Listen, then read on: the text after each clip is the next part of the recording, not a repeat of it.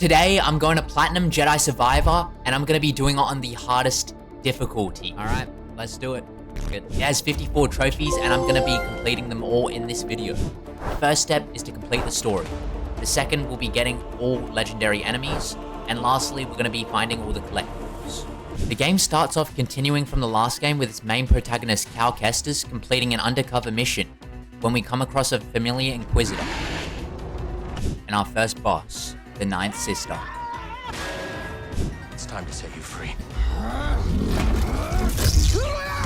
After we beat her, we're given our first trophy, Rooftop Duel. We get our next trophy after escaping from the Empire on Coruscant, cutting it a little close. We then run into a new antagonist, Ravis, a creature known as a Gendite, a big bounty hunter with tentacles concealed by his armor, and the leader of the Bedlam Raiders! Kill him. After our close escape from the Empire, our ship fails, and we land on a planet called Kobo, and meet Grease giving us another trophy. Grab some seat. Later on, we fall into a hole and find a robot named Z, and discover another planet, Tanalorr, possibly being a safe haven that may allow us to stay as far away from the Empire as possible. On our way to finding out how to get to Tanalorr, we encounter a Jedi from the High Republic. We release him from a Bacta tank, giving us our fourth trophy. What the f- Dare stand against me?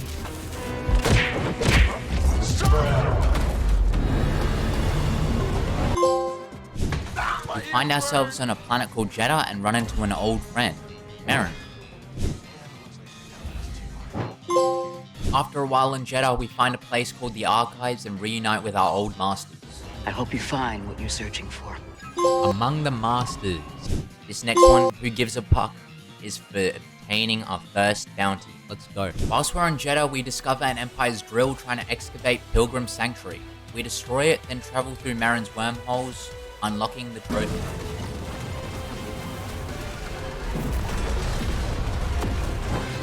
What? How are they doing this? We direct our companions to assist in combat, 10 times each. We then move through the vents on the outskirts of Kobo. We're surprise attacked by Ravis, a Gendite and a leader of the Bedlam Raiders. BD1 hits him with a crate, and we drop and get another trophy.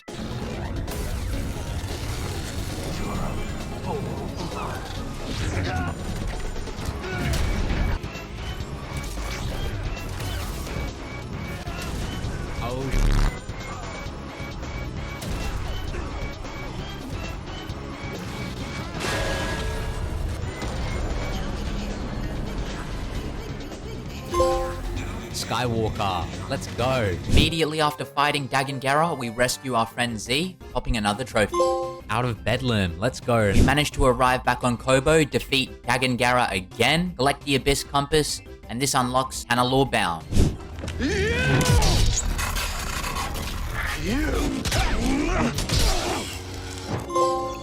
Tanalorr Bound.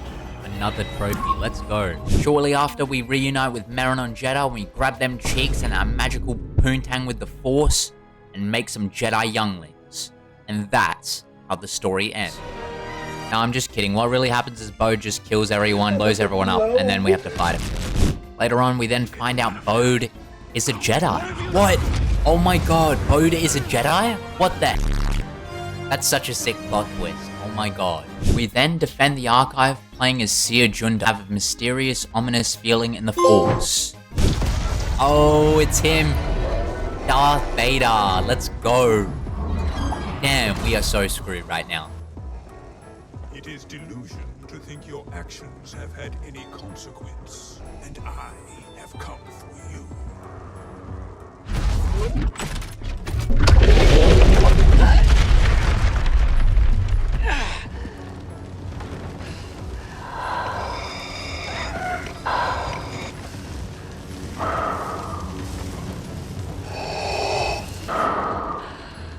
We then defend the Archive, playing as Seer Junda, and have a mysterious, ominous feeling in the Force. For Han Solo, we defeat 50 enemies under the slow effect.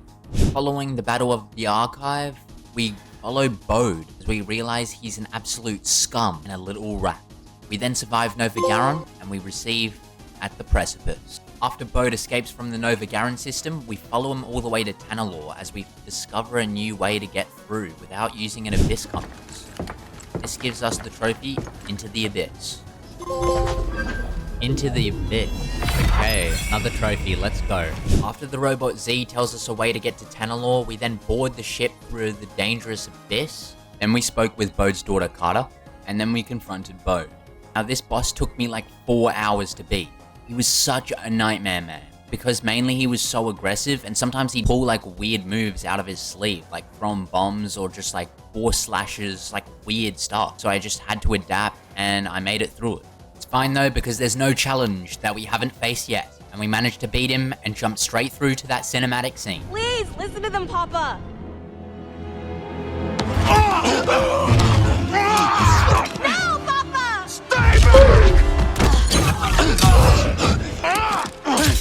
Oh, shit.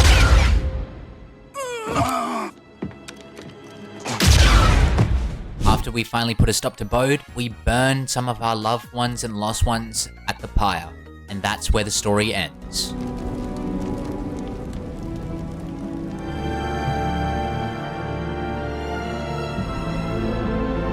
One-on-one, we finally achieve the end of the story and get the trophy Place You Could Call Home. Place You Could Call Home. Another trophy, let's go. For the next step, we have to kill all legendary adversaries. There are 13 of them. And for anyone wondering, legendary adversaries are enemies that are at a way higher difficulty than others, because of their modified nature and unique ability. For example, they may be more aggressive or have a specific shtick, like acid breathing. They include creatures like the Rancor, Bile Biomore, the Massif, and Spawn of Ogdo. I definitely butchered that, but whatever. The first boss, Ogdo Bogdo, deals 4 basic moves, which sort of change after half his health is gone. The first one is the tongue, the second one is the double bite, the third is the charge, and the fourth is acid breathing. After half his health is down, the aggression increases, and attacks become twice as frequent, whilst the block window decreases. He then unlocks a 5th ability, which is basically jump charging, which leads like a wave of rubble and knocks you off balance. And this one can kill you as well. It's an insta-death. The way I ended up beating him was sort of lucky and cheesy. I sort of cheated by pulling 2 guards from the cliff above by using the force pull.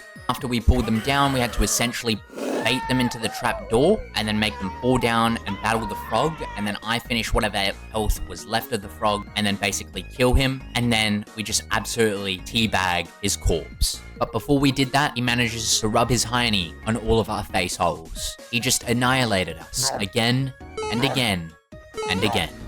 Again and again and again. Oh yeah.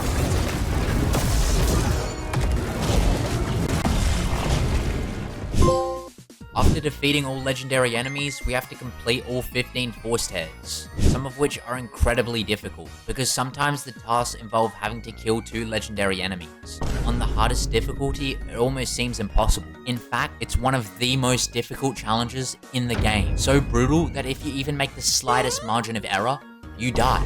And if you don't parry at the right time, you die. If you don't block at the right time, you die. And if you don't deal damage at the right time, you get punished for it and die. It took ages. It took 6 hours for me to beat this boss. I died so many times. Oh my god, oh my god, oh my god, oh my god, oh my god. Oh my god! Bro, this boss gives you literally no time to make a mistake. Like, this is it. Like, what is this? Sometimes I just didn't even react because I was just so disappointed and I just lost the will to live. And a big reason why is because while one of them was doing a heavy attack, the other one was attacking as well. Like, you can't get out of that situation. I mean, look at this clip. Like, it's absolutely absurd. If you think I'm trash, have a look at what others had to say about it. An optional boss named Spawn of Ogdo. I died over 100 times and it took me close to 2.5 hours. It's completely broken. I hear there's some place in the game where you can fight 2 of them. That sounds genuinely awful. Yeah, I found it, and it's awful. It's actually terrible. And you want to know what the worst part is? We still have to face 2 Rancor and 2 Mogu. But it's okay because sometimes we just have to face waves of droids or do time trials. For Reposite, we parry a force pull resisting enemy. This one I had to lower the difficulty because it was fairly hard to time it. Because on the harder difficulty, I'm pretty sure they would just hit you. So it's pretty much like impossible to block it. Once we're finished, the trophy is ours. After the force tears, we meet a friendly fisherman named Scuba Steve. After meeting him, we collect all 13 fish, giving us our next trophy. Scuba diving, let's go. Fill the aquarium in the cantina. Done.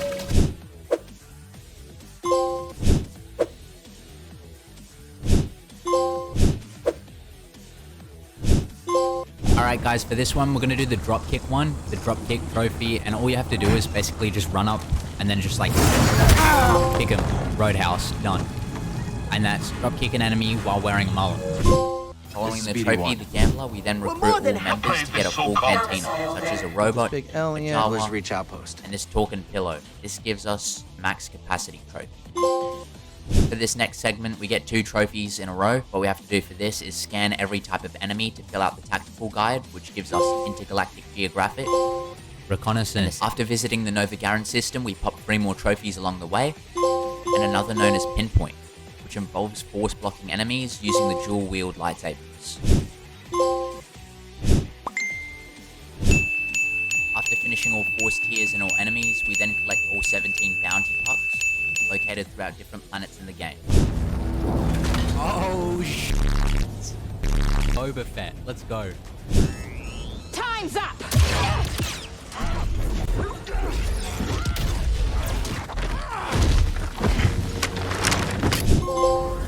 Cage match, let's go. Gain the attention of a mysterious stranger. Now this isn't pod racing. Travel 500 meters of a distance while riding creatures. Along the basalt rift. Whilst trying to get to the forest array, we pet a bogling. Can you pet the bogling? Let's go! Another trophy.